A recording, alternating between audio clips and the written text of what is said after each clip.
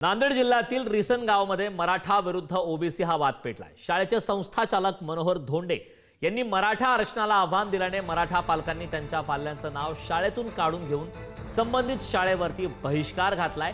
या निर्णयाचे पडसाद गावात उमटलेत, तर ओबीसी समाजानेही बैठक घेऊन मराठा संस्थाचालक असलेल्या शाळांवरती बहिष्कार घालण्याचा निर्णय घेतलाय।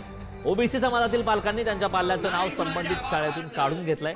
त्यामुळे दोन्ही समाजाने एकमेकांच्या शैक्षणिक संस्थेबाबत असा निर्णय घेतल्याने हे गाव आता चांगलं चर्चेत आहे। ही दोन्ही दृश्य आपण पाहतोय। मराठा समाजाकडून ओबीसी संस्थाचालक यांच्या शाळेतून आपल्या पाल्यांचं नाव कमी करण्यात आलंय, तर अगदी तसाच प्रकार ओबीसी समाज बांधवाकडून सुद्धा करण्यात आल्याचा प्रकार नांदेड जिल्ह्यामध्ये घडला।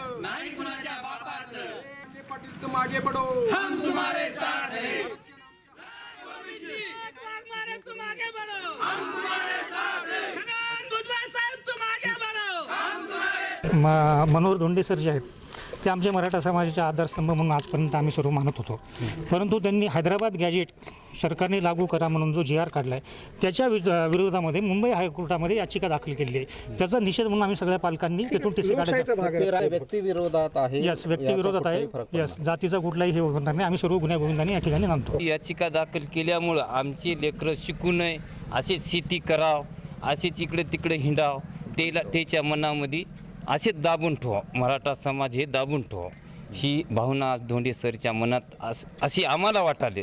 त्याच्यामुळं आम्ही तिथून याचिका टाकल्यामुळं आम्ही तिथून मराठा समाजाचे जेवढे विद्यार्थी आहेत तेवढ्यानं पालकांना जेवढा विचार करून टीसी काढण्याचा विचार केला। एका समाजाला भूलताप करणं, एका समाजाला हे करणं, ह्याच्या शाळेमध्ये एका समाजाचे शिक्षक आहेत, लिंगायत समाजाचे, पण दुसऱ्या आरक्षण आहे की नाही।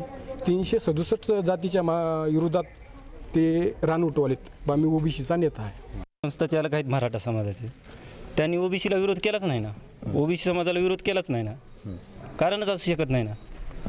पण यांनी जाणीवपूर्वक जाती द्वेषातून जो याचिका दाखल केली त्याच्यामुळं आम्ही आमची पाल्य काढत आहोत शाळेतून। कारण आम्ही कोणा जातीविषयी विरोध करीत नाहीत। ज्यांनी आम्हाला विरोध केला फक्त त्या व्यक्तीला आम्ही विरोध करतो।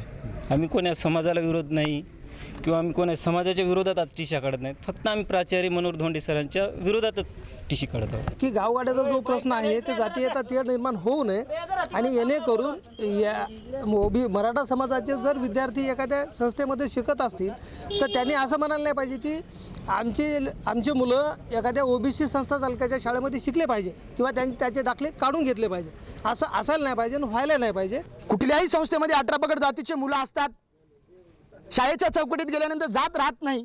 आता रिसनगाव मधला माझा ओबीसी पूर्ण ताकदीने जागा झालेला, यांनी सुद्धा निर्णय घेतलेला आहे आपलेही विद्यार्थी ओबीसीच्या संस्थेमध्ये टाकायचे।